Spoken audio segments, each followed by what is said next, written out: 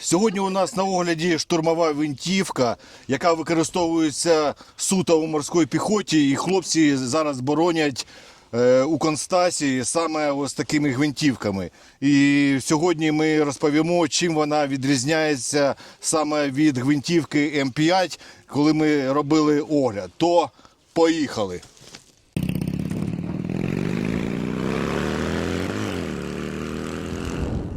А зі мною сьогодні Габі. Вітаємо.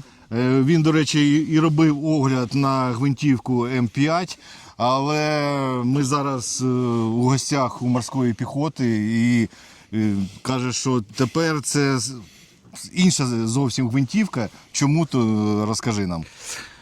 Ми вже з Андрієм робили, ви можете подивитися в релізі, обзор громадянської версії, Colt M5 називалась. Настали часи, коли в наші спеціальні штурмові війська стали штатно надходити от такі вироби. В даному випадку це оригінальна, настояща військова американська версія Colt 4E1.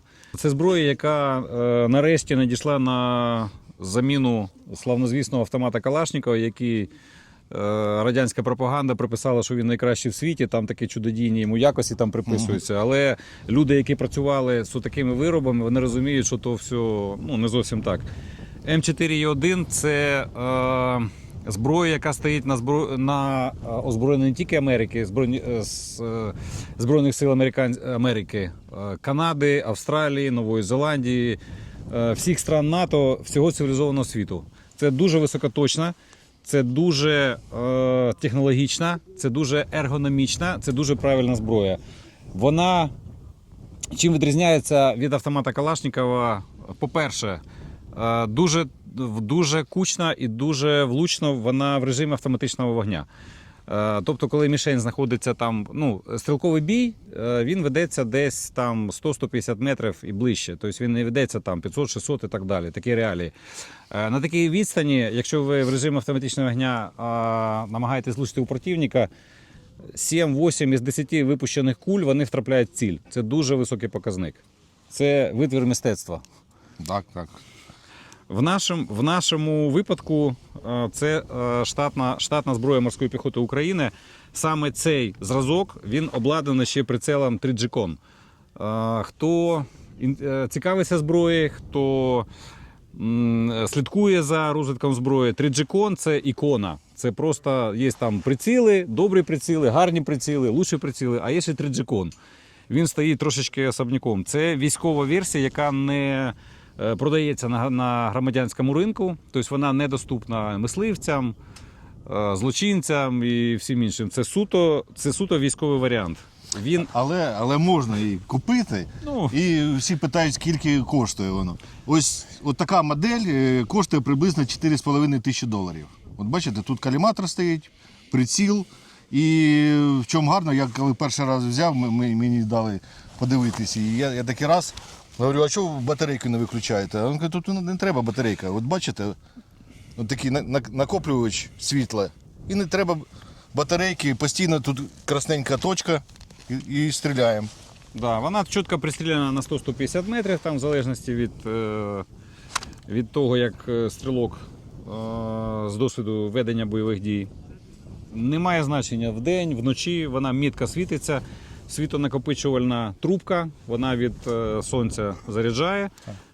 І в обслуговуванні вона не потребує ніяких зусиль. Тобто вона живе своїм життям. І вона завжди світиться чітко в ціль. Плюс у нас ще... Всі думають, що це глушник, але це у нас вогнегасник. Так? Так. Російською пламя-гаситель, українською пламя-гасник, мабуть. Ходять слухи, такі повір'я, що глушники, які цепляються на ці винтовки, вони там дуже корисні, вони дуже там вони здатні приглушити звук пострілу. На практиці це так не виходить.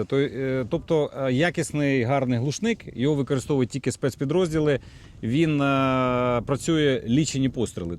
Тобто 30-40 пострілів, там міняються у них картриджі. Все остальное це для хорошої картинки, для фотосесії. В нашому випадку ця гвинтівка оснащена плам'ягасником. Тобто вогнегасник. буде. Вогнегасник, хай буде вогнегасник.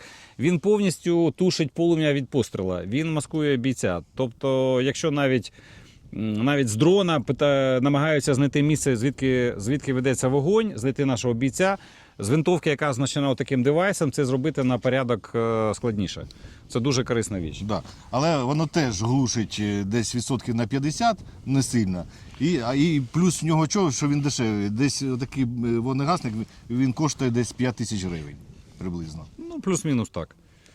Тобто, якщо порівняти з автоматом того ж Калашникова, повторюсь, це космос, це наступне століття, це... Скільки у нас у магазині? 30, як у Калашников, це те ж саме. Калібр 5,56 НАТО, дуже широка номенклатура БК, трасуючі, бронебойно трасуючі, чисто бронебойні, полегшені бронебойні, які хочеш. Тобто дуже велика номенклатура і вся вона є в наліччі нашої славетної морської піхоти. Це все є. При стрільбі, по-перше, магазин вставляється не як у Калашникова, не треба вот этого клевкового движения делать, він вставляється просто, ровно. Це він вже встановився. Патрон заганяється в патронник. Відмінність від громадянської версії, у нього два положення. Семі і авто. Зараз він стоїть на одиночних вистрілах.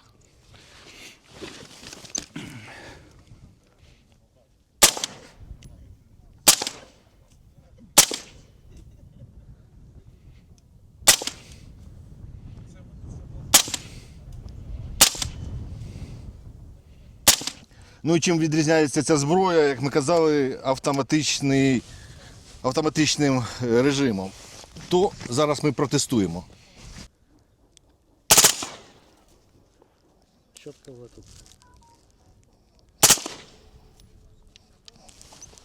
Ну, працює, працює. Все, там закінчились патрони. То бачите, в чому відрізняється військова модель та цивільна, ну, можна так сказати. Це коротко та по ділу. То дякую Габі за те, що розповів нам про таку гвинтівку. Дякую. Зараз ми будемо робити ще огляди на інші види зброї, то підпишіться, щоб не пропустити все. Но ми продовжуємо боронити нашу країну і ми обов'язково переможемо, бо ми не переможні. Слава Україні, слава ЗСУ, слава волонтерам, а Путін – Гандон. гандон.